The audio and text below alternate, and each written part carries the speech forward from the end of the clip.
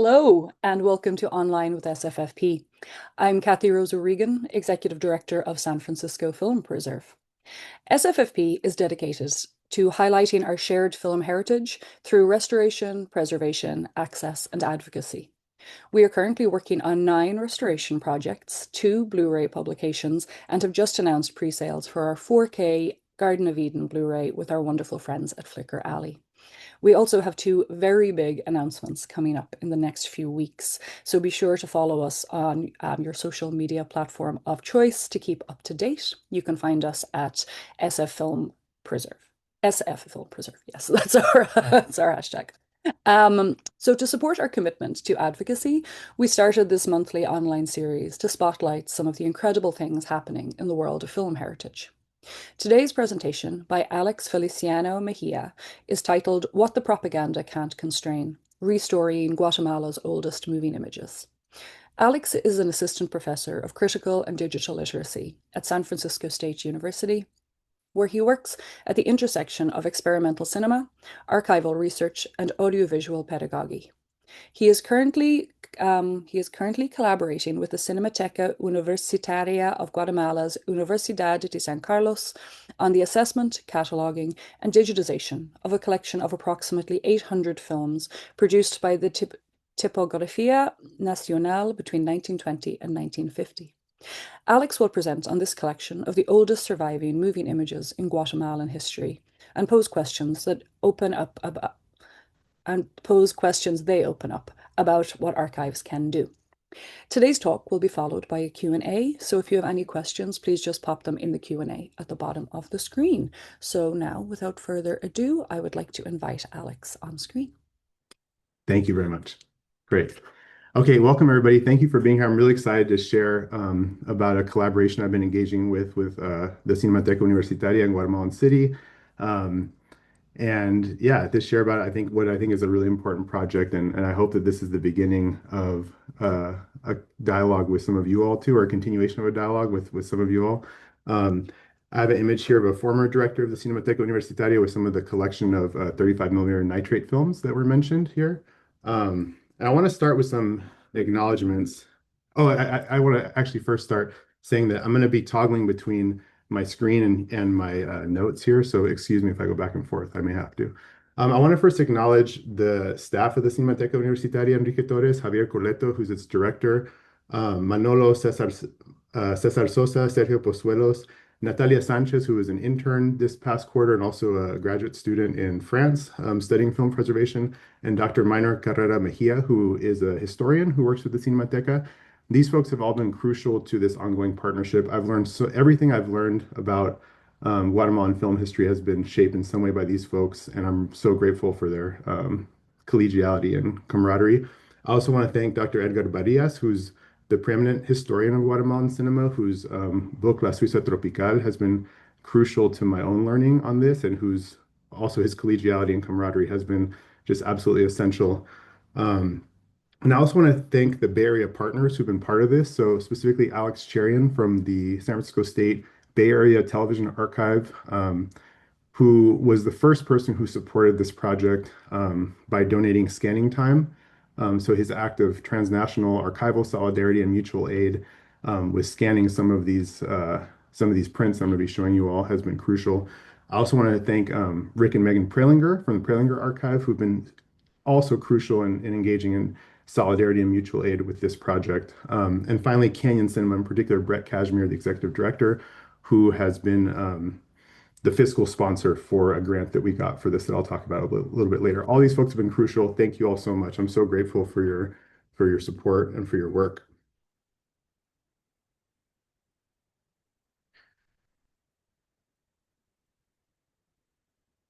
One second. All right. Okay, so I want to start off with a long arc of the history of moving images in Guatemala. All of this is drawn both from Edgar Barria's work and also from Natalia Sanchez and Sergio Pozuelo's class. It's a current ongoing class, the first of its kind on film preservation and conservation in Guatemala City. So I want to give them a shout out for that. And they're responsible for the images in this. Okay, so let's begin at the beginning. So the central kind of argument that I want to make running through this is that cinema in Guatemala has never been a passive mirror held up to national reality. It's always been an active force that shapes sociopolitical consciousness. And the political orientation of that shaping has shifted dramatically across eras, from fascist nationalism to democratic anti-imperialism to seemingly apolitical genre films to political reckoning with national realities, and in the present moment through speculative and surrealist interrogations of historical memory. What I want you to hold on to as we move through this chronology is the question, what kind of national consciousness is cinema producing in each of these moments and for whom? So in the final years of the 19th century, representatives of the Lumiere brothers, Italian businessmen working as commercial emissaries, arrived in Guatemala to demonstrate and sell the cinematograph. The Lumieres, as you know, were less interested in cinema as an art form and more interested in selling their machine. And one of the people who was captivated by these demonstrations was Carlos Valenti, an Italian immigrant who ran a barber shop in downtown Guatemala City near what's called the Portalito, which is a historic bar and restaurant in the area that's basically the central plaza where the National Palace is. Valenti acquired a cinematograph and began hosting screenings in his barber shop. In the mornings, he'd cut hair, and in the afternoons, he'd charge admission for people to come watch what were called vistas, or views, distributed by Edison. He'd set up a sheet, project the images, and people paid to see something completely novel, moving images. By 1902, we can see from newspaper records that Valenti had formalized this into a regular program, and he also opened a Salón de Variedades, which is a variety hall, for those screenings. Several cinemas and theaters began to emerge, and many of which were traditional theaters for plays and performances that were converted to cinema houses as the medium grew. As this happened, the way audiences knew whether a building was showing a film or staging a play was the marimba. If you heard a marimba music coming from the lobby, that meant moving images were coming and were going to be shown that night. The films were silent, of course, and in Guatemala, they were accompanied by this marimba as the films were shown. Guatemala's national instrument is the marimba. So from the very beginning, national cultural artifacts shaped how cinema was received and experienced. The marimba wasn't incidental. It was a signal and a sonic gateway into this new medium. Cinema had arrived from abroad, but it was immediately contextualized and filtered through the country's cultural identity. And this is a kind of dialectic between the foreign technology of cinema and the national culture that absorbs and transforms it that's going to run through some of the history that I'm going through here with you. And here you see some materials that Natalia Sanchez curated for the class that shows some of the advertisements of these early screenings. Valenti himself also began making his own vistas, or recreating the style of the Lumiere actuality films, filming everyday scenes, panning shots of the city, train stations, people entering and exiting buildings. These were among the first moving images produced in Guatemala, though we should note that the earlier efforts by others, including a 1910 film that was never screened because participants were embarrassed by the slow frame rate that made their movements look robotic and comical. The early cinematograph was hand cranked and the camera's operator arm tired, the speed would drop and the motion would be distorted. The earliest subjects from this era include footage of the central train station, which was the primary gateway into the country as travelers arrived by ship at the Puerto San Jose or the Caribbean ports and then came by rail to Guatemala City, as well as Semana Santa processions. Tragically, most of these materials were lost in the 1917-1918 earthquake that struck Guatemala City, and we'll see a little bit more about earthquakes later on in the presentation. But by that point, Guatemala had been one of the most prolific film producing countries in Central America before the earthquakes happened. So jumping forward to the 1930s, we go to a really important figure for this project that I've been collaborating with folks in Guatemala on, Jorge Ubico. So in the 1930s, the problematic political context involved that the country had for the past decades been dominated by a series of liberal dictators who maintained power through repression and close alignment with foreign economic interests, particularly the United Fruit Company and the United States government. Jorge Ubico came to power in 1931, taking office in January 14th, and he would rule until 1944 when a popular revolution finally overthrew him. Ubico was an authoritarian who admired European fascism, and he modeled himself explicitly on Mussolini and Hitler. And he ran Guatemala as a personal fiefdom, complete with a vast network of spies and a willingness to use violence against any opposition. He also cultivated a relationship with Washington, positioning himself as a reliable anti-communist ally in Central America. What makes Ubico significant for our story is that he understood earlier than almost any other leader in the region that cinema could be a tool of state power. He established what became known as the Departamento Cinematográfico de Guatemala, which was housed within the Tipografía Nacional, which was the state printing office that produced a national newspaper, which had been established in 1894 and served as Guatemala's official journalistic and media production bureau. The Tipografía was already producing printed newspapers and official communications. Under Ubico, it expanded into moving image production. The government purchased film equipment um, and essentially absorbed the operation of a man named Carlos Mateo for its own purposes. Ubico had a designated cameraman who followed him everywhere, to inaugurations of bridges and roads, to political events, to hiras through the countryside, where he performed the role of benevolent national patriarch. What you're going to see is some images that are silent, and I'll keep talking over them, from one of the digitized works from the Cinemateca's collection of Jorge Ubico's, one of his hiras or tours. There he is in his, I believe, a Rolls Royce. He also had a fleet of Harley Davidsons that he was famous for. Um, These weren't casual recordings. They were strategic instruments of ideological production. The footage was oriented toward demonstrating national development. Look at this bridge we built. Look at this road. Look at this infrastructure. It was an argument made in images, moving images, that the regime was modernizing Guatemala, bringing progress to the provinces and building a nation. The footage was then projected in the plazas of cities and towns across the country so that even people who never saw a newspaper could see their president at work. Ubico understood that what is not seen has not happened. He was, in a sense, doing what politicians do now on social media, performing governance through visual media, but he was doing it in the 30s with 35 millimeter film. This was cinema in the service of an authoritarian, fascistically influenced vision of national identity, a vision of Guatemala as a modernizing state led by a strong man, a nation being built through infrastructure and order. The Tipografía films weren't just propaganda in the crude sense. They were constructing a way of seeing the country, an image of national development that legitimized the regime. Cinema was actively producing a version of Guatemala that served Ubico's political project. And this was the first chapter in the story of cinema as a shaping force of national consciousness.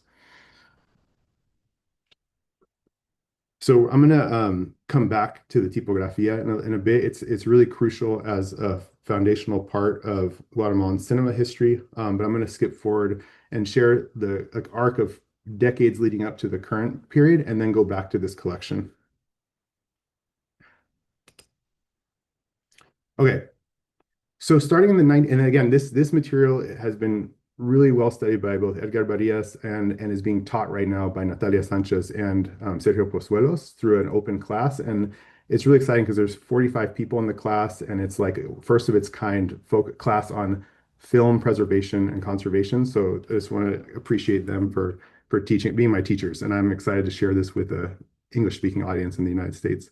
So starting in the 1940s, we see the emergence of co-productions between Guatemalan and Mexican filmmakers. Mexico's film industry was booming the golden age of Mexican cinema, and producers saw Guatemala as offering beautiful locations, dramatic landscapes, and inexpensive labor.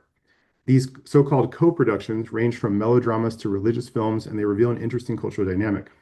The Mexican-driven co-productions tended to more provocative content. The cine de ficheras tradition, films with sexual themes, adultery plots, and nude images. There's a film that featured a Mexican actress in a role as a prostitute with nude scenes, something deeply taboo in Guatemalan culture. Um, these films were transgressive by Guatemalan standards.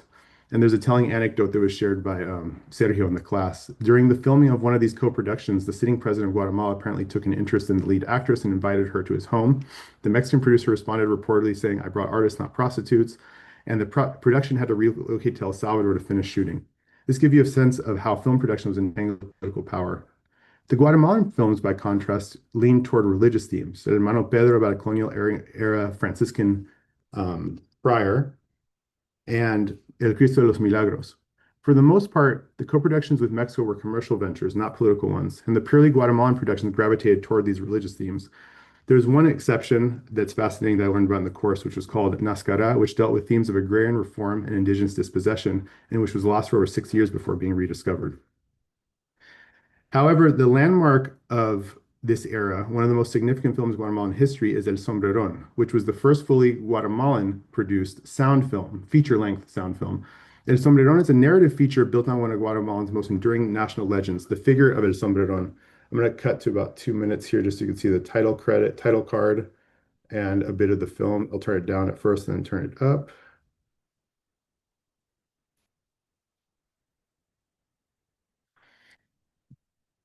The Sobreron is a mythological figure, a small man in a big hat who seduces and stalks women by braiding their hair and serenading them with a silver guitar. This is a figure deeply embedded in the Guatemalan oral tradition, and one that literary titans like Miguel Ángel Asturias had also incorporated into their work. And here you see the title card. I think I didn't go far enough. Give me 1 second. There we go. So here it says, here it sort of acknowledges this is the first feature-length narrative film that was completely produced in Guatemala. And I'll raise the volume so you can hear some of the music.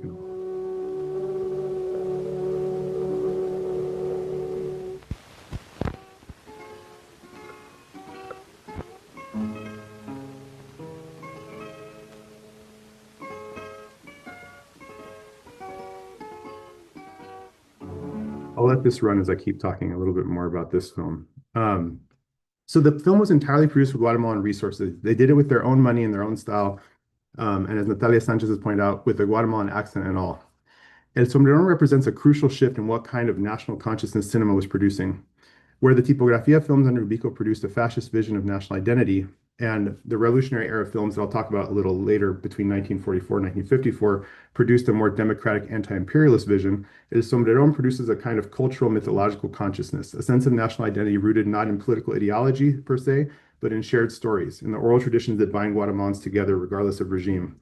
It's a bit of a politically safer terrain, but it's not apolitical. The assertion of mythology as a national culture is a kind of statement in itself, even if it doesn't directly confront the military apparatus and the state. So the original negative of El Sombrerón right now is housed at the Filmoteca in Mexico City, which is part of the UNAM, the National Autonomous University of Mexico.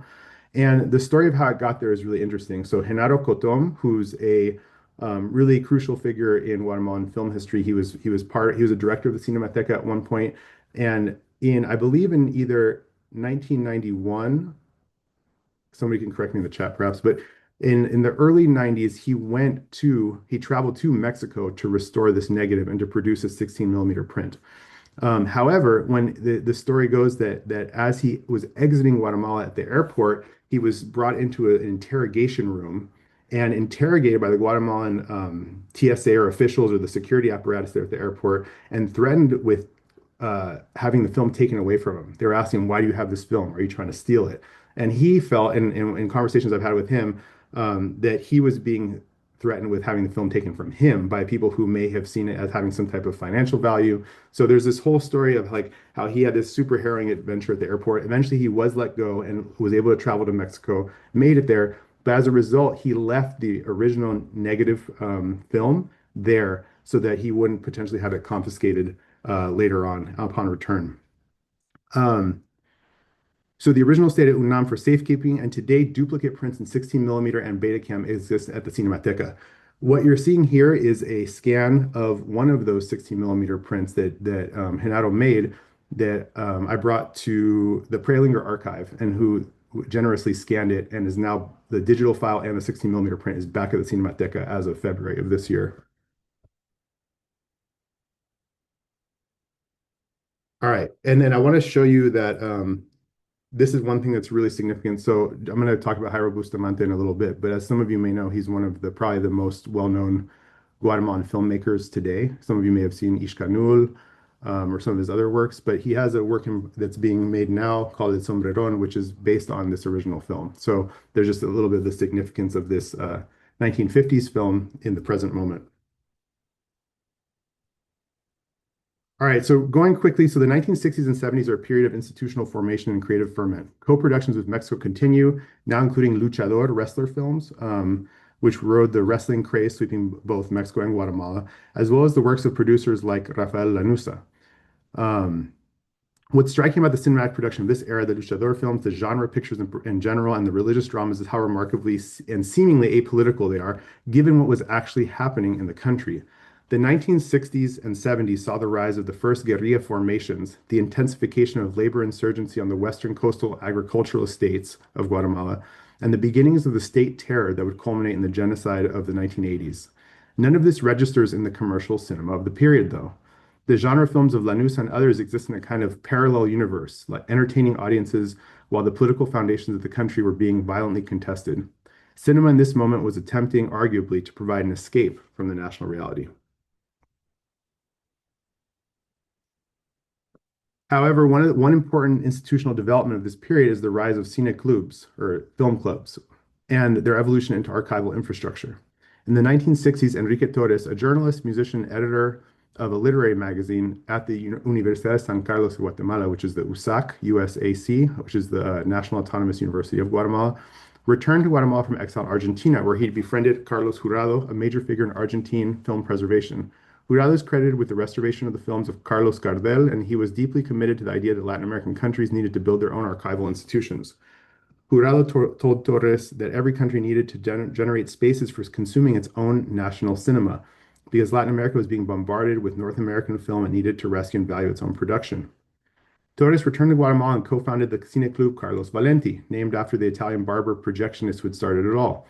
The Cine Club was a space not just for watching films, but for developing critical discourse around cinema, for debating, for building a community of cinephiles, and some of whom would even eventually become filmmakers themselves. On March 9th, 1970, the Cine Club was formalized into the Cinemateca Universitaria, an official part of the University of San Carlos, the USAC. It joined the Union of Cinematecas of Latin America and also the Coordinadora Latinoamericana de Archivos de Imagen en Movimiento, two international federations of Latin America and Central America focused on moving image archiving. So one interesting film of this period is Rafael Lanuza's Terremoto. So Lanuza is really important Guatemalan director, but is often known for his genre films. So when I was speaking with Kathy the other day, she mentioned that when she was looking up Guatemalan cinema, she found some of these like wrestler films, and that's part of what he's really known for. I want to play a clip from a film that he made about the earthquake that happened in 1976. And it's, I'm going to play it right now as we go forward.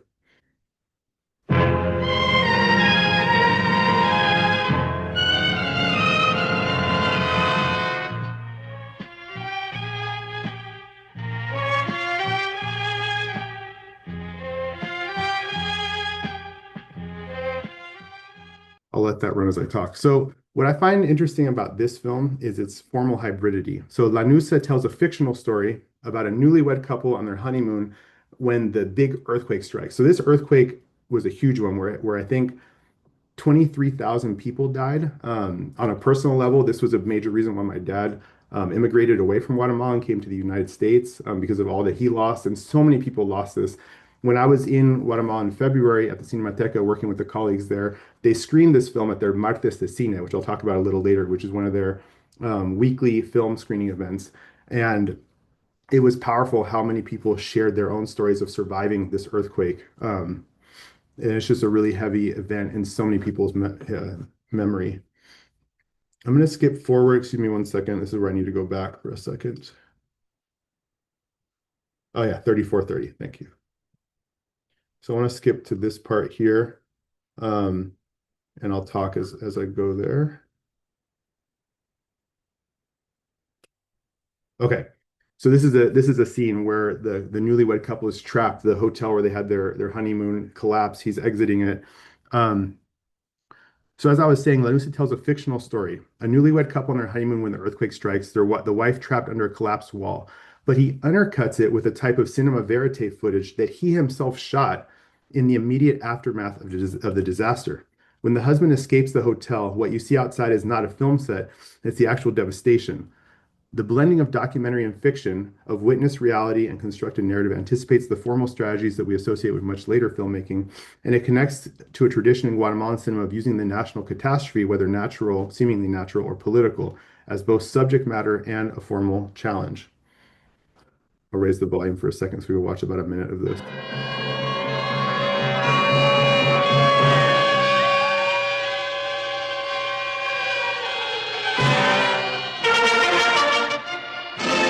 Difunde el Sistema Nacional de Radiodifusión encabezado por TGW, Radio Nacional de Guatemala. Urgente.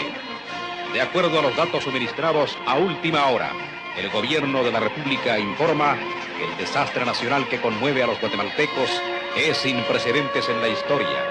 En la ciudad capital, las zonas más afectadas son la zona 3, zona 6, zona 7, zona 19, zona 5. Miles de muertos son rescatados. All right, so you can see the footage there. And when I was at the Martes de Cine where this was screened, the director Javier Corleto told the story about how Rafael Lanuza went out with his film camera and shot these images. And so I thought this was pretty powerful and striking and interesting because he's so associated and known for these genre films. So I want to kind of show this as a counterexample. All right. Moving forward to the 1980s. So the 80s are clearly one of the most difficult decades in this history, but also a really crucial turning point in the relationship between cinema and national consciousness. Guatemala was in the grips of a civil war, a conflict that ultimately claimed over 200,000 lives. The vast majority of them indigenous civilians killed in the Army's scorched earth campaigns. The repression was so intense that the artistic production of any kind was dangerous. Many intellectuals, artists, and filmmakers fled the country. Production dropped to almost nothing. In 1979, 1 year earlier from this decade, the Tipografía Nacional's nitrate films were donated to the Cinemateca. Some 300 films from film made between 1920 and 1950, plus another 200 between 1954 and 1963. In 1981, the massacre at the University Centro Cultural, which is where the Cinemateca is, it's actually part of the university extension in Guatemala City, as opposed to being in the university district. There was a massacre in the building itself, which paralyzed the university and the Cinemateca's activities. They wouldn't resume until 1983 with a refocused mission toward research preservation and the initial inventorying of the nitrate collection, led by figures such as Rafael Vaccaro, who had deep technical knowledge of film processing.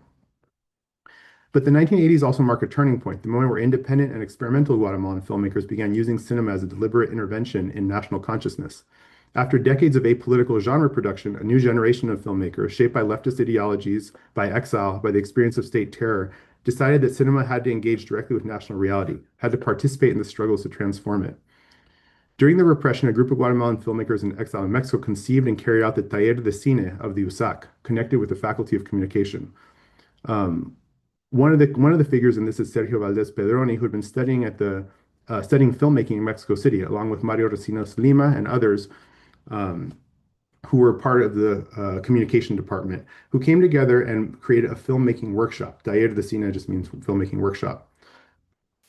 I'm going to play this on mute for a moment while I talk.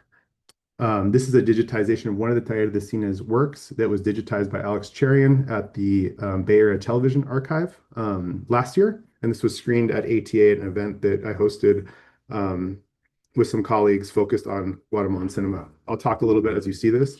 I also want to point out that you'll see that this was edited at the ICAIC in Cuba, which is fascinating. What I find important about the Taller de Cine is the aesthetic and political line that it walked. These were filmmakers committed to emancipatory politics, sympathetic to the left, critical of the military state, but they also refused to subordinate their artistic vision to political dogma. There's a telling anecdote. When one of the Taller de Cine members screened their work that included footage of guerrilleros, guerrilla soldiers tossing rifles around casually, some militants of the left were incensed. They saw it as disrespecting the revolution, treating the rifle as if it weren't sacred. The filmmaker refused to change a thing about his film. The Taller de Cine produced work that was partisan in its political commitments, but never narrowly propagandistic, and insisted on an aesthetic autonomy. I'll let a little bit of the sound play here.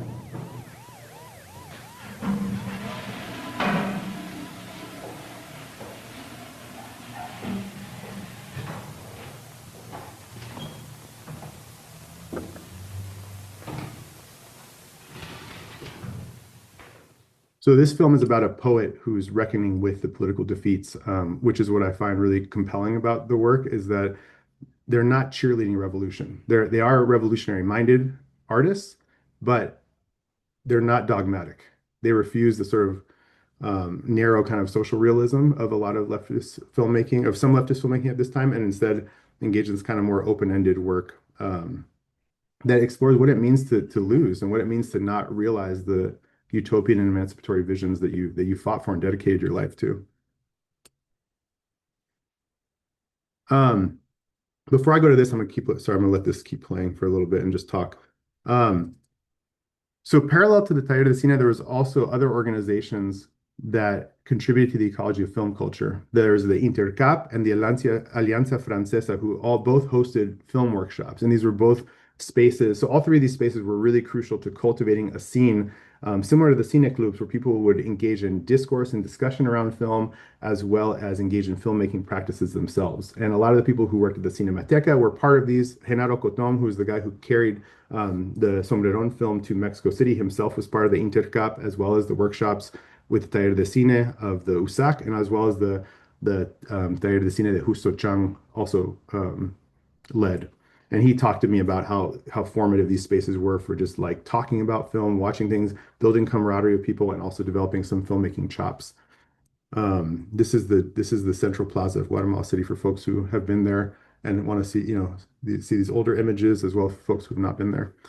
Um, so I would call this sort of like the beginnings of national cinema that was critical of the socio-political dynamics in the nation in a certain sense. And at the same time, there was also a tendency of international solidarity filmmaking.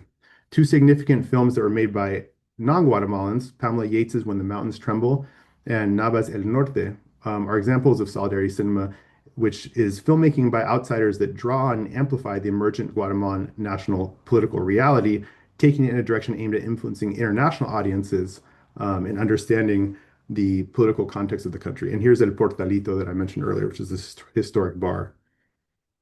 What these filmmakers collectively accomplished, both the national filmmakers in Guatemala and the international solidarity folks, was to reestablish cinema as a space for political consciousness, to insist that film could and should participate in shaping how Guatemalans understood their own national reality. And this lineage matters enormously for what comes next. Justo Chang, who was central to these 1980s workshops and to the Cinemateca's work during this period, would go on to co-write the screenplay for one of the most important films of the 1990s, which was El Silencio de Neto from 1994. With the signing of the peace accords in the 96, Guatemalan cinema enters a new chapter, and the seeds planted by the Taller de Cine begin to flower. Luis Argueta's El Silencio de Neto, released in 1994, co-written by Justo Chang, is not a break with the past, but a fruition of it. The film became Guatemala's first ever official submission to the Academy Awards. And while it was not accepted as a nominee, it won prizes at Sundance, the Biarritz Film Festival, and others.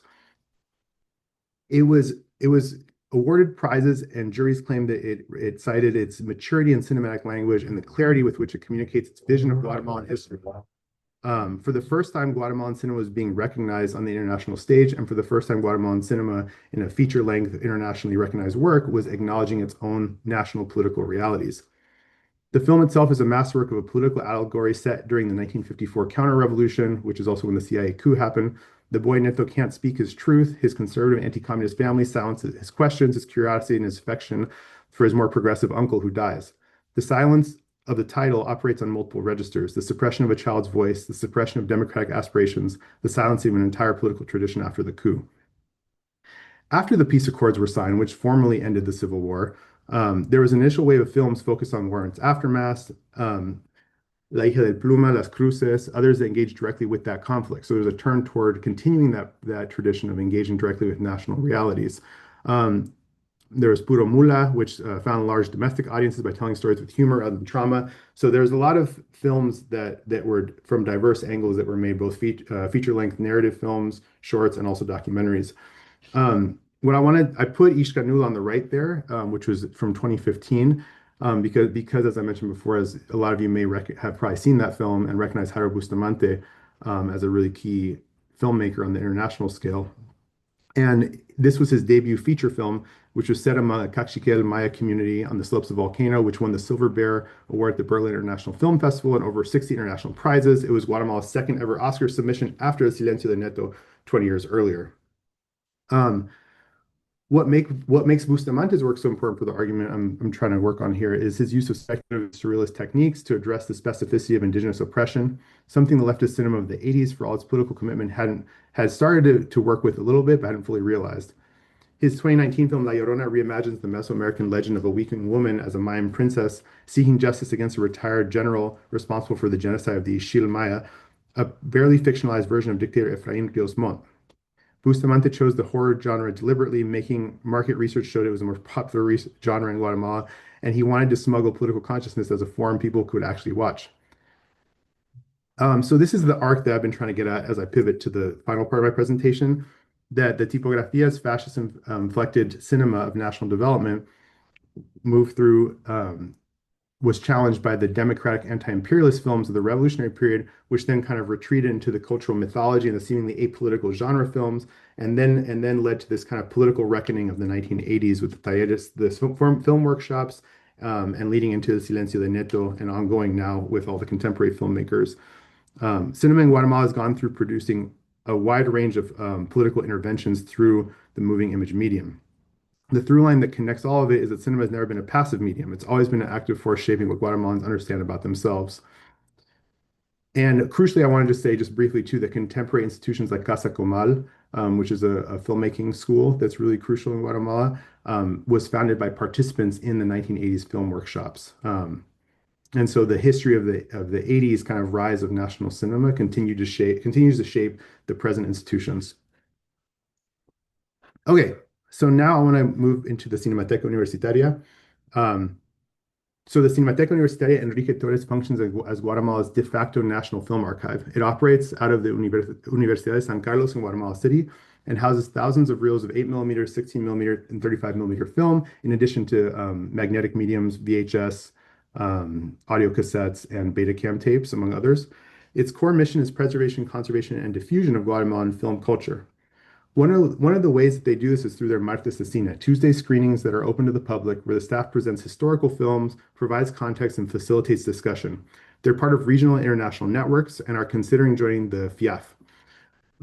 They recently launched an open university course that I've mentioned that's led by Sergio Pozuelos and Natalia Sanchez, the first of its kind in Guatemala, which is training a new generation in the technical and historical dimensions of film preservation and conservation. But the reality is the Cinemateca operates under some severe constraints. Government corruption and chronic underfunding have left the collections of films and video material in a very precarious condition. The tropical climate, high humidity, temperature fluctuations, etc., accelerate deterioration, causing mold growth and chemical instability. There's the fundamental problem of the nitrate films. As many of you know, the film stock is chemically unstable, extremely flammable, produces its own oxygen when it burns, and can't be extinguished easily with water. The 1982 fire at the Cinemateca Nacional de Mexico destroyed large parts of their archive and killed 7 people, was caused by ignition of nitrate stock. Of the approximately 500 rolls of 35mm nitrate donated to the Tipografía Nacional de la Cinemateca, 36 have already been declared completely lost, and at least half the remainder have begun chemical decomposition that will eventually destroy them unless preservation work is done. And this is where I'm hoping that this presentation can be the start of a conversation with many of you about how to do some support and solidarity with these collections. And this is kind of the urgency that drives the digitization project. So let me say a little bit more about the Tipografía Nacional and this collection, because the institution is central to this story. As I mentioned, the Tipografía was established in 1894 as Guatemala's official state printing office and media production entity. Between approximately 1920 and 1950, its cinematography division, the same one that Jorge Ubico formalized, produced an extraordinary body of work on 16mm and 35mm film, documenting political events, state infrastructure projects, indigenous communities, cultural festivals, and everyday life across the country. So here's a crucial detail about how this collection survived. By the late 1970s, much of this material had been discarded, thrown in the trash, literally thrown in the trash by the Tipografía. Approximately 800 reels were rescued from the trash and donated to the Cinemateca in 1979, where they joined other materials that the Cinemateca had been collecting. Of these, around 500 were nitrate 35mm reels from the earliest period, roughly 1928 to 1950, with an additional lot of 200 films from 1954 to 1963. Without the intervention of the people at the Cinemateca, without them recognizing the value of what the Tipografía was discarding, these films would have been completely lost. The films span an enormously consequential period in Guatemalan history: the Ubico dictatorship, the democratic opening under Presidents Juan José Arevalo and Jacobo Arbenz during the so-called Guatemalan Spring of 1944-1954, and the lead up to the CIA-backed coup of 1954 that plunged the country into decades of civil war. The collection includes newsreels, documentaries, and cultural films, footage of rural communities in Quetzaltenango carrying out festivals, celebrations of syncretic saints, building roads, conducting agricultural remedies during the plague of locusts. There's footage of a plague of urban development in Guatemala City, of political ceremonies, and of the Huelga de Dolores, which is the famous student protest tradition at the university, which is actually happening now. So one interesting anecdote that I want to mention that I think is important that I just learned in February was that the Cinemateca has films that basically end at the period of Arbenz. There are some films of Arbenz from the mid 40s that are in the collection, but a lot of the period of his political administration were actually lost. And instead of I want to just share what I learned from Edgar and some other people, that these films, which imagine Guatemala as a sovereign democratic nation rather than a developmentalist client state, were confiscated by the military and potentially destroyed in a fire. There are also whispers that some of this footage was sold by the military to European filmmakers as images that appear consistent with this collection have surfaced in a Swedish documentary about Arbenz. We don't know for certain, but the disappearance of the revolutionary era films is itself a political act, an erasure of the democratic national consciousness that the post-coup regime found intolerable. What survives what survives is the Tipografía collection is disproportionately the Ubico era material, which means that the oldest surviving moving images of Guatemala carry the imprint of their very political project that the democratic revolution tried to undo. So, um, jumping to the present, just for the sake of time, I want to share. So basically, like this collection of the 35 millimeter nitrate films is what is the focus of the project that the folks at the Cinemateca and myself have been collaborating on. And specifically, we've been collaborating on producing a catalog of those films. So Edgar Barrias in the 80s produced an initial inventory of the films, but since that many decades have passed, and so a lot of those films have either been thrown away or been lost, or something's happened to them. So our goal is to produce an accurate catalog now. And we're doing this with the support of the UCLA Library's Modern Endangered Archives Project, MEAP, planning grant, the main deliverable of which is to produce this catalog by December of 2026, so at the end of this year. In order to do so, we've been able to use that funding from the grant to invite folks like Circe Sanchez, who's an amazing moving image archivist from Mexico, who's worked with the Filmoteca and Cineteca, to come down to Guatemala in February, just last month, to do a training on metadata and meta description. Here you see, I'm in the corner there. Natalia's here, Sergio's here, some of the other folks from the Cinemateca are all here. And so she did this really exciting training with us on cataloging methodologies, helping the team develop protocols for systematically documenting this collection. So this kind of capacity building is essential because the Cinemateca does not receive regular funding for professional development. The staff are dedicated and knowledgeable, but they rarely get the opportunity for specialized training that institutions in wealthier countries take for granted. The MEAP grant made this possible, and it's laid the groundwork for the catalog development that is now a central goal of this project. As I mentioned earlier, the preliminary digitizations that we've done have been through partnerships with the Bay Area Television Archive at SF State and also the Prelinger Archive, who have been crucial in creating these digitizations that have been screened in Guatemala. So here's a picture of Javier Corleto, and Natalia Sanchez and Sergio is here, receiving some of the films that were scanned at the Prelinger Archive and then brought back to Guatemala in February. So just to really wrap it up, I don't have time to share. So this is just some footage from a documentary that was made about the 1976 earthquake. And this is one of their initial digitizations that we engaged in, not from the Tipografía collection, but from 1976. Here's some aid coming in a helicopter. I share this because it sort of points the way forward. So that film, that documentary about the earthquake, was screened to hundreds of young people from the equivalent of high schools. They're called sometimes colegios if they're private schools, and bachilleratos sometimes.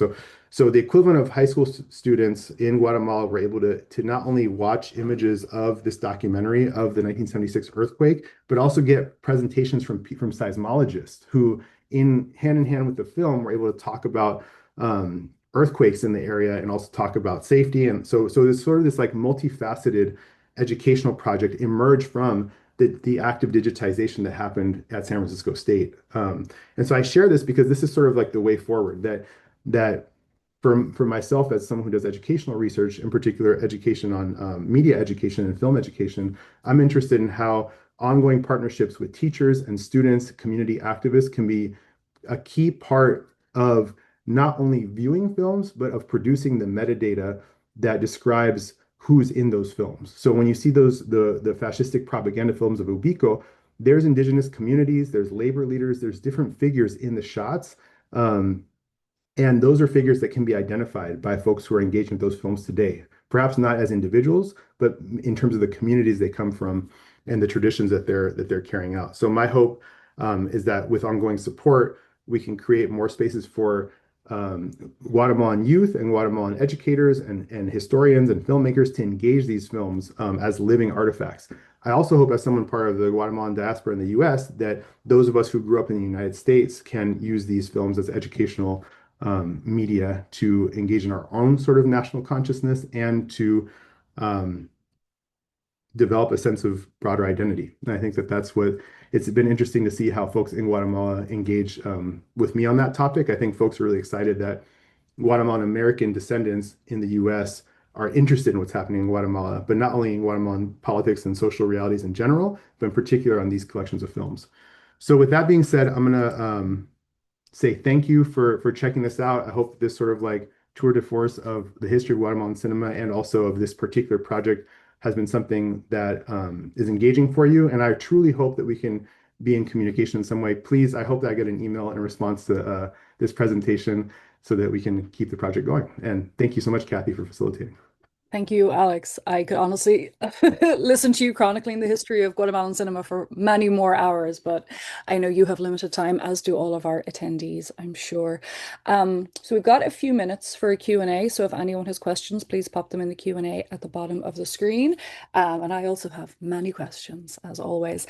I was interested in you talking about being, part of the Guatemalan diaspora and how you would like to use these films to educate people about who are members of the diaspora about their history. So growing up in the US, what kind of access was available to Guatemalan movie and images? Was that something you were ever exposed to, or has that, I guess, informed your passion for this project?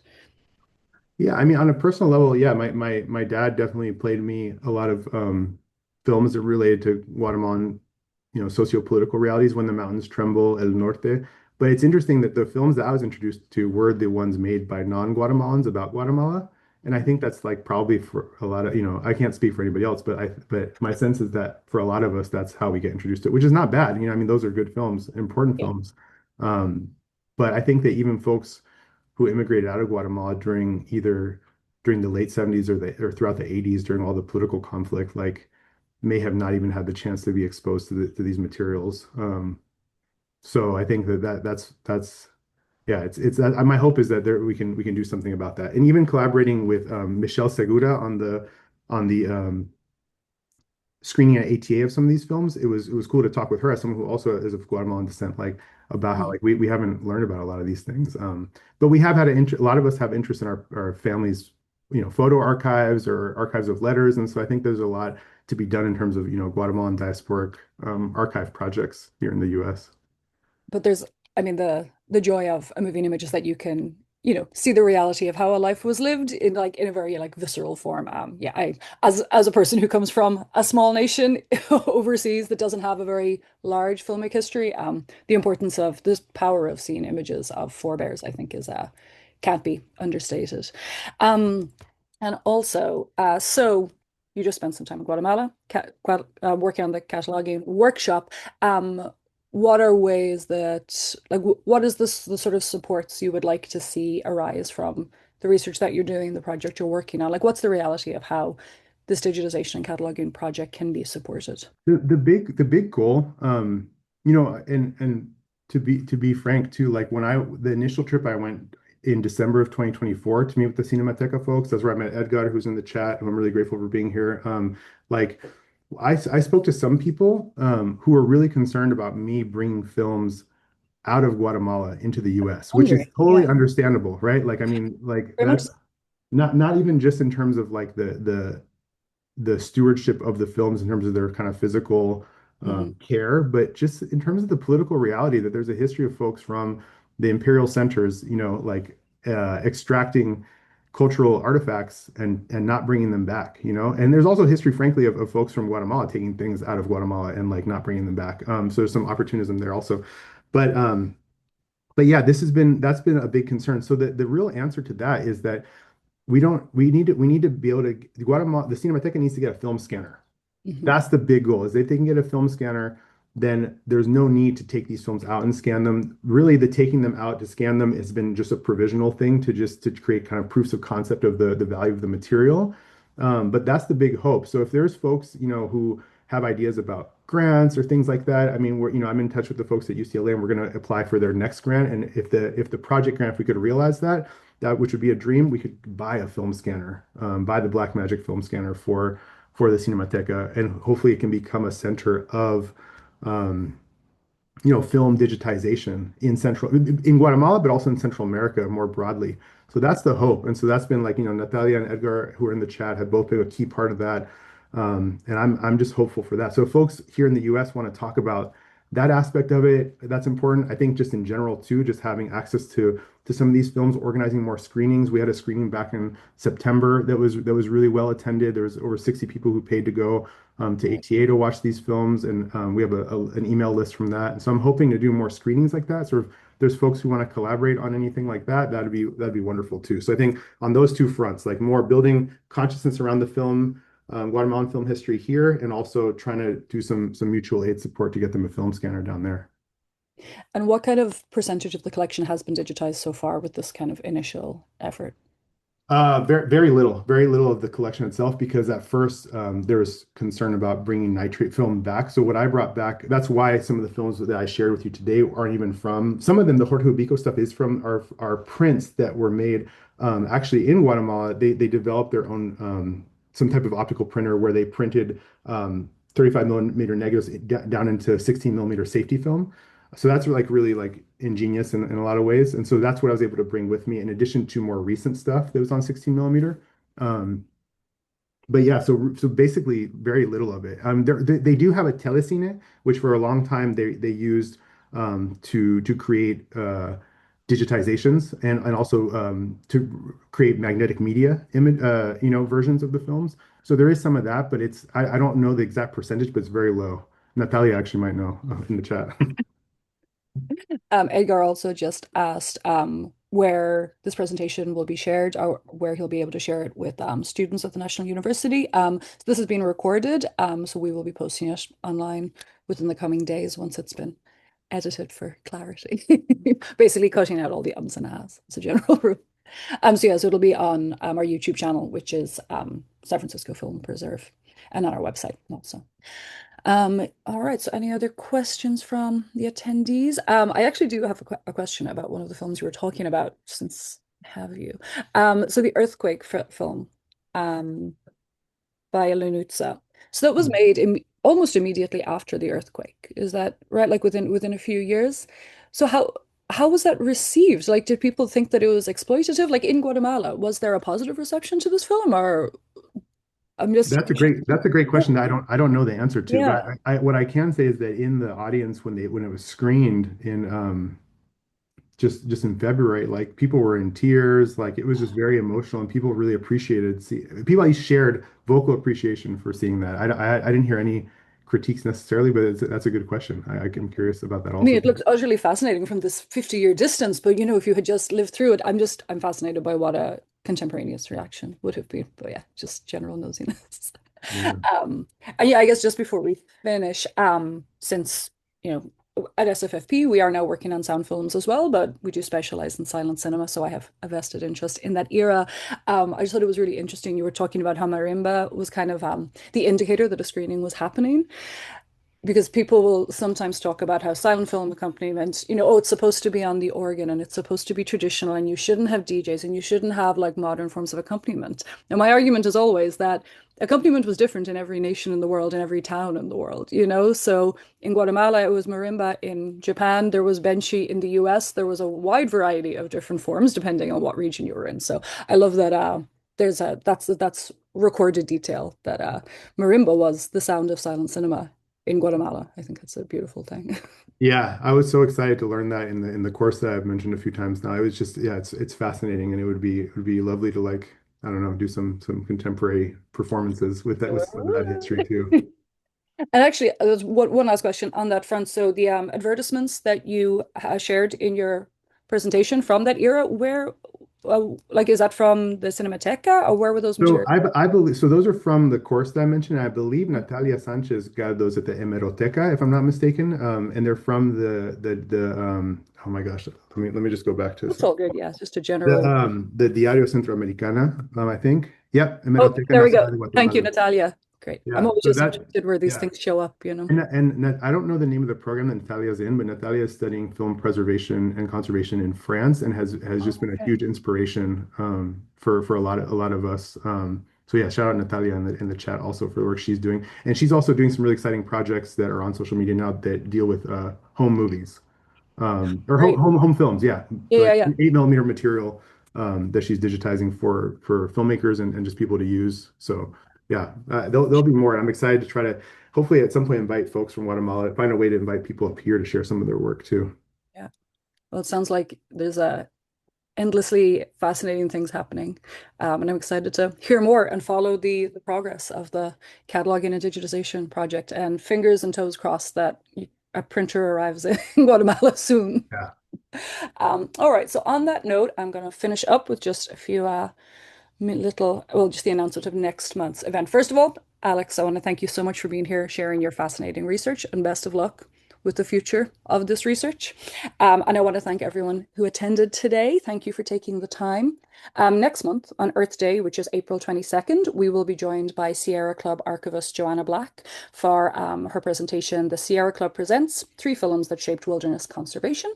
So if you would like to attend that, you can register on our website, filmpreserve.org/events. Thank you all for being here. Alex, thank you again, and wishing you all a wonderful weekend. Take care. Thank you very much. Bye-bye, Kathy. Bye.